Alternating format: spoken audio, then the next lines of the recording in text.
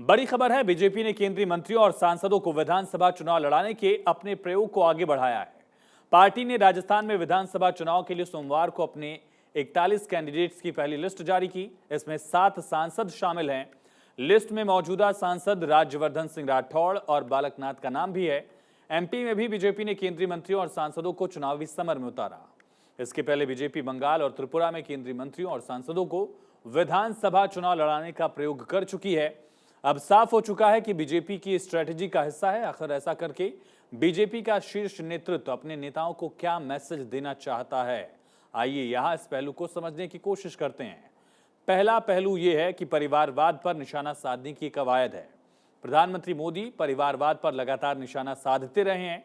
वो इसे राजनीति में अभिशाप यानी श्राप बताते आए हैं। दिग्गजों को चुनावी मैदान में उतारकर इस कवायद की तरफ कदम बढ़ाया गया। इसे एक उदाहरण से समझिए। बीजेपी ने राष्ट्रीय महासचिव कैलाश विजयवर्गीय को इंदौर से उम्मीदवार बनाया। कैलाश विजयवर्गीय को टिकट मिलने के बाद उनके बेटे आकाश का पत्ता साफ हो गया। केंद्रीय नेतृत्व बैठकांड के बाद से आकाश विजयवर्गीय से नाराज था। यानी इस तरह का इंतजाम किया जा रहा है कि एक ही परिवार में हर कोई राजनीति करता ना फिरे। दूसरा पहलू यह है कि सांसदों की ताकत का फायदा उठाना है। ये मकसद है। सांसद और मंत्री अपने क्षेत्रों में मजबूत जमीनी पकड़ रखते हैं। अपनी विधानसभा के अलावा ये आसपास की कई विधानसभा सीटों को प्रभावित करने की ताकत रखते हैं। इससे ज्यादा सीटें पार्टी की झोली में आ सकती हैं। ये सीटों को बढ़ाने के लिए प्रभावी फॉर्मूला साबित हो सकता है। उदाहरण के लिए नरेंद्र सिंह तोमर का नाम ले लें, जो ग्वालियर, गुना और मुरैना में काफी प्रभाव रखते हैं। उनको दिमनी से टिकट दिया गया है। तीसरा पहलू यह है कि प्रतिस्पर्धा को बनाए रखना चाहता है आलाकमान। कॉम्पिटिशन की भावना हो। सांसदों और मंत्रियों को विधानसभा चुनाव में उतारने का एक मकसद आपसी प्रतिस्पर्धा को बनाए रखना भी है। इसके जरिए बीजेपी आलाकमान चाहता है कि नेता अपनी कुर्सी को फिक्स न समझ लें, वो लगातार कोशिश करते रहें। इसके जरिए पार्टी व्यक्तिगत प्रदर्शन को बढ़ावा देना चाहती ही है। खुद नरेंद्र मोदी प्रधानमंत्री भी इस बात को कह चुके हैं कि उम्मीदवार अपने नाम पर वोट पाने की कोशिश करें। आइए अब आपको बताते हैं कि बीजेपी ने किन बड़े चेहरों पर दांव लगाया है। राजस्थान की बात सबसे पहले करें। नरेंद्र कुमार को मंडावा से टिकट मिला है। दिया कुमारी सांसद हैं, विद्याधर नगर से चुनाव लड़ेंगी। राज्यवर्धन राठौड़ सांसद, झोटवाड़ा से टिकट मिला। भागीरथ चौधरी किशनगढ़, देवजी पटेल सांचौर, सांसद बालकनाथ तिजारा। राज्यसभा सांसद किरोड़ी लाल मीणा को सवाई माधोपुर से टिकट।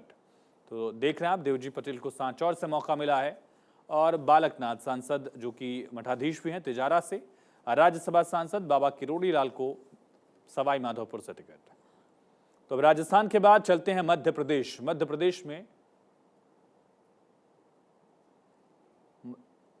प्रदेश में किन नेताओं को, किन सांसदों को, किन मंत्रियों को उतारा गया, ये भी समझिए। मध्य प्रदेश में सबसे बड़ा नाम है नरेंद्र सिंह तोमर का। मोदी कैबिनेट में मिनिस्टर हैं, एग्रीकल्चर मिनिस्टर। भिंड मुरैना से सांसद, दिमनी से विधानसभा का चुनाव लड़ेंगे। केंद्रीय मंत्री प्रहलाद पटेल को नरसिंहपुर से टिकट दिया गया है, उनके ही भाई की सीट पर। फग्गन सिंह कुलस्ते आदिवासी चेहरा हैं और उनको निवास से मौका मिला है। राकेश सिंह सांसद हैं, जबलपुर पश्चिम से विधानसभा चुनाव लड़ेंगे। जबलपुर से ही सांसद हैं, लेकिन साथ ही बीजेपी के चीफ व्हिप भी हैं लोकसभा में। रीति पाठक सांसद हैं, ब्राह्मण चेहरा। सांसद रीति पाठक को सीधी से ही विधानसभा का टिकट मिला है। गणेश सिंह को सतना से टिकट दिया गया। बीजेपी के विधायक यहां से लगातार बागी सुर उठा रहे थे, उसका खामियाजा भुगतना पड़ा। टिकट सांसद साहब को चला गया। उदय प्रताप सिंह सांसद हैं, गाडरवारा से टिकट। कैलाश विजयवर्गीय राष्ट्रीय महासचिव, कई बार लगातार विधायक रहे हैं। उनके बेटे इंदौर से ही विधायक थे, लेकिन टिकट बेटे का कटा। कैलाश विजयवर्गीय को विधानसभा चुनाव लड़ना पड़ रहा है।